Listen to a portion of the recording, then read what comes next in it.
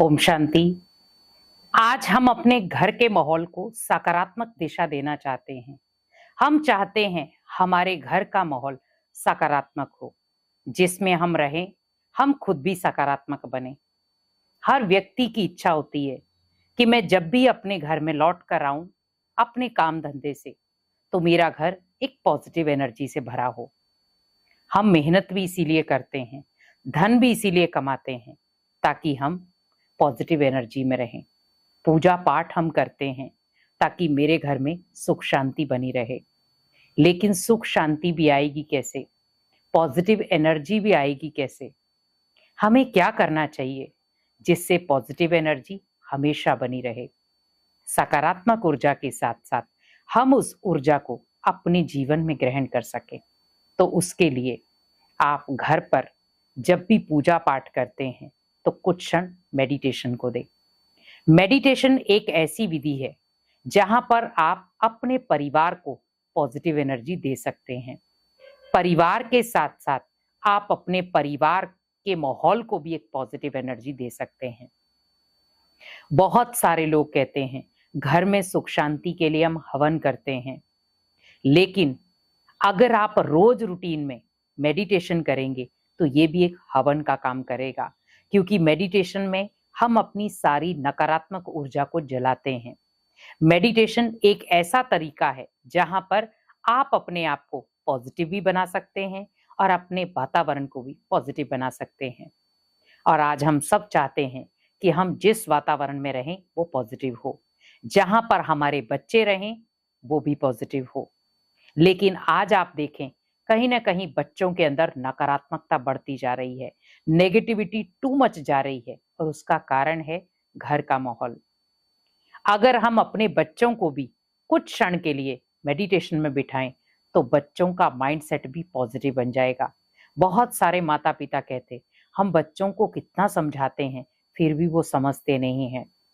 कई बार बच्चे बहुत गलत तरीके से हमारे साथ व्यवहार करते हैं, तो आप उन बच्चों को मेडिटेशन में बिठाएं, मेडिटेशन करना सिखाएं, क्योंकि मेडिटेशन ही एक ऐसा मात्र उपाय है जो उनकी मानसिक स्तर को पॉजिटिव बनाएगा।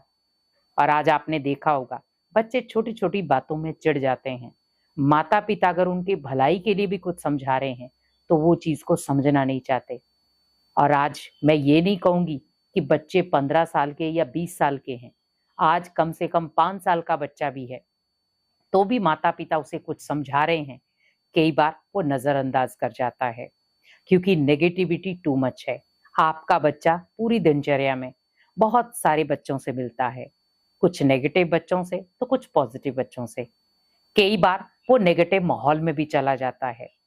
पर अगर आपके घर का वातावरण पॉजिटिव है, सकारात्मक ऊर्जा से भरा हुआ है, आप खुद सकारात्मक ऊर्जा से भरे हुए हैं, डेली रूटीन में आप मेडिटेशन करते हैं, अपने घर को सकारात्मक ऊर्जा से भरते हैं, तो जब बच्चा खेल पाल करके आएगा या पढ़ाई करके आएगा, वो किसी भी वातावरण में होगा, लेकिन जब वो अपने घर में आएगा, एक सकारात्मक वातावरण में आएगा, तो वो अपनी नकारात्मकता को वहीं खत्म कर देगा।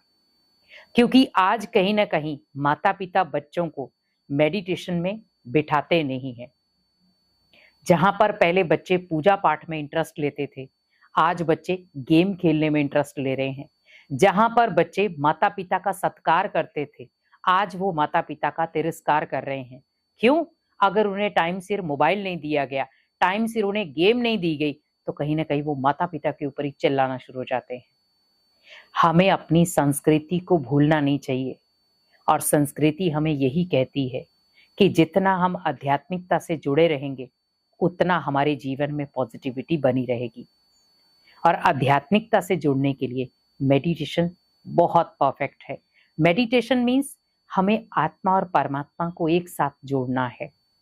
जब आत्मा लंबे समय से परमात्मा से दूर होती है तो कहीं ना कहीं वो अशांत हो जाती है।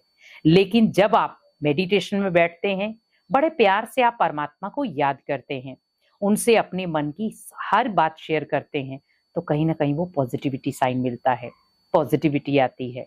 और आप बच्चों को भी वही सिखाएं कि जब भी आप सुबह उठें, उठते ही भगवान का थैंक्स करें।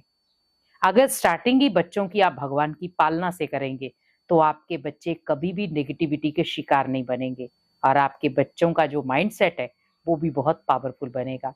तो कहीं न कहीं घर का जो माहौल है वो बहुत फ़र्क डालता है। लेकिन उस अगर घर के माहौल में मेडिटेशन का शुद्ध वातावरण हो, आध्यात्मिकता की अगर ऊर्जा हो, तो ऑटोमेटिकली घर का माहौल सकारात्मक बन जाएगा। तो आप भी कोशिश करें, जैसे सुबह उठें, परमात्मा का थैंक्स करें और अपने साथ-साथ अपने बच्चों को भी उठाएँ। उनसे भी वो मेडिटेशन कराएँ। भले आप 10 मिनट के लिए ही कराएँ, पर कराएँ ज़रूर। आप अगर मंदिर में जा रहे हैं, तो बच्चों को लेकर जाएँ, क्योंकि जो बच्चे रास्ता भटक चुके हैं, जो गेम, मोबाइल बस इसी को देखते रहते हैं, आप उन्हें रास्ते पर लाएँ, क्योंकि आगे जाकर वो आपके जीवन के लिए प्रॉब्लम बन सकता है। आज तो हमें वो बहुत अच्छे लग रहे हैं, लेकिन कल जब वो आपको कहेंगे और बहुत सारे कई बच्चे हैं, हमने सुना है, माता-पिता इतनी मेहनत करते हैं और बच्चा जब बड़ा हो जाता है, अपने पैरों पर स्टैंड हो जाता है, तब वो माता-पिता को एक शब्द यूज़ करता है, आपने मेरे लिए किया ही क्या है? मेहनत तो मैंने की है। लेकिन वो ये भूल जाता है कि जब उसने 2 कदम उठाए थे, तो उँगली उस पिता की ही थी, उँगली उस माँ की ही थी, जिसको आज वो ये कह रहा है कि आपने मेरे लिए किया ही क्या है। आप उन माता-पिता का बलिदान ना भूल जाएँ कि माता-पिता ने आपके लिए क्या किया है। माता-पिता वो कड़ी हैं जो बच्चों को संस्कार देते हैं, बच्चों को सभ्यता देते हैं, बच्चों को उठना-बैठना सिखाते हैं और आज वही बच्चे हैं जो माता-पिता को अपने घर में रखना नहीं चाहते। आप सोचिए, भगवान आपके इसी कर्म से खुश होगा जब आप अपने माता-पिता का सत्कार करते हैं। माता-पिता को खुश करें, तो माता-पिता भी अगर बच्चों की हर प्रकार की खुशी का ध्यान रखते हैं, तो बच्चों का भी फर्ज बनता है कि वो माता-पिता की खुशी का ध्यान रखें। तो अगर आपको भी अपने घर का माहौल सकारात्मक बनाना है, तो आध्यात्मिकता को पकड़ें और साथ-साथ मेडिटेशन करें।